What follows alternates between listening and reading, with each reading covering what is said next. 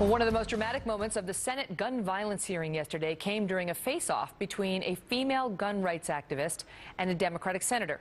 Attorney Gayle Trotter argued that women, in particular, need high-powered weapons to defend themselves in a worst-case scenario. Rhode Island Senator Sheldon Whitehouse took issue with that claim, and here is their tense exchange. She would clearly have an adequate ability to protect her family without the need for a 100-round piece. How can you say that? weaponry. You are a large man, and you are not a tall man. You are not a young mother who has a young child with her. And I am passionate about this position because you cannot understand. You are not a woman stuck in her house, having to defend her children, not able to leave her child, not able to go seek safety, on the phone with 911. And she cannot get the police there fast enough to protect her child. And she's not used to being in a firefight. And my point simply is that she did it adequately and successfully with lawful firearms. Well, that exchange has gotten so much pickup and a lot of reaction, and we're going to pick it up from there ourselves. Joining me now, Anna Rittgers. She, too, is a senior fellow at the Independent Women's Forum. That's the same group that Gayle Trotter is from, who you just heard. And Sally Kohn, who's a political blogger and a Fox News contributor. Thank you both so much for being here. So, nice to see you. Wow, I was amazed to see the amount of pickup that got. And I mean, I'll say this: it doesn't seem like she's got a lot of friends on the left, Anna. I mean, there was a visceral reaction to the claim that a woman would feel more vulnerable in a safety situation than a man would. Well, it's ridiculous to think there's a one-size-fits-all when it comes to personal defense and the use of a firearm in one's self-defense. I mean, we have a natural right to self-defense. The Second Amendment guarantees the right to bear and keep arms.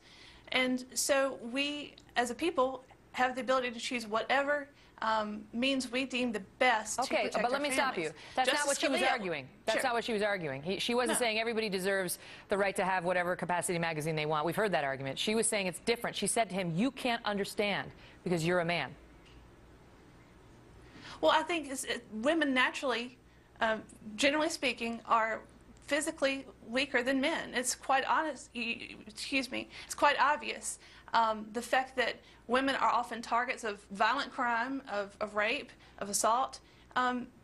We have to be able to match force with force. Okay, but let me jump in, and I'm going to give Sally the floor in a minute, but I want to ask you the same question he was trying to ask her. Why does that mean she needs a 100-round magazine in her gun? Well, it's a Bill of Rights. It's not a Bill of Needs. The Second Amendment guarantees the right to keep and bear arms. And Justice Scalia wrote in D.C. v. Heller that the Second Amendment clearly protects the use of common firearms. And the AR-15 is the most commonly owned rifle in this country. There's over 3.75 million guns out there, AR-15s out there. All right, let me get Sally to weigh in. Go ahead, Sally. Yeah, look, when the Bill of Rights was written, obviously there weren't 100-round magazines, and even conservative judges have said that the Second Amendment has its limitations when it comes to public safety. You know, the larger issue here is no one's stopping law-abiding men and women from having guns to protect themselves. It's just sort of how do you balance that against public safety? Now, you know, I'll be honest, if I have a daughter, I don't care about the politics of this. If I thought guns and unlimited access to guns were the best way to keep her safe, then I'd put a gun rack in her bedroom. Let's just, you know, I'm not against guns. I'm for facts. The fact here is most women aren't killed by strangers. They aren't victims of violence at the hands of strangers, but people they know, intimate partners, husbands, boyfriends. And for every one, here's the data, for every one woman who protects herself with a firearm, 83 are killed with a firearm by that intimate partner. It's not making women safe. It's the opposite. Go ahead, Anna. That's not true. I mean, someone who's going to perpetuate domestic violence against a woman is not going to obey a restraining order. We see that happening all the time. The best way for a woman who is in danger to protect herself is by a firearm. When seconds count, the police are always minutes away. And so we need to ensure that women have whatever tool that they feel is the best for them to to protect themselves when it comes to violence. Do you see any difference? You know, it's interesting, Sally, because just in our last hour we had a heated debate about women in combat and whether people would be in favor of having their daughters now eligible potentially for a draft. And, you know, it's raised a lot of, you should see the emails and the tweets we're getting. Sure. Is this the same kind of situation where, you know, I mean, are we either going to treat the men and women differently, or aren't we? I mean, should we be distinguishing between a woman in fear and a man in fear? You know, that's a great question, and no, I think in a lot of ways, on the one hand, a person in fear for their life is a person in fear for their life. And I think, you know, no one in this debate is trying to minimize that or minimize the reasonable options that people have.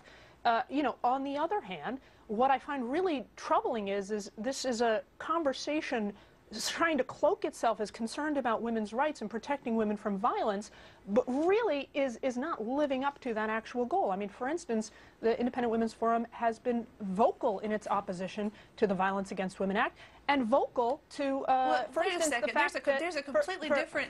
The fact that people I can't let that go because there's a difference between being against the Violence Against Women's Act and being in favor for women. I'm going to give you the floor. Just let her finish her point. They've been against Violence Against Women Act, and what was the second thing, quickly? Well, people who've been convicted of domestic violence, right now, they can't get a gun except through gun shows because of the gun show loophole. Okay, so let's close Let her that. respond. Go ahead, Anna. That's absolutely ridiculous because you look at the guns that are sold at gun shows.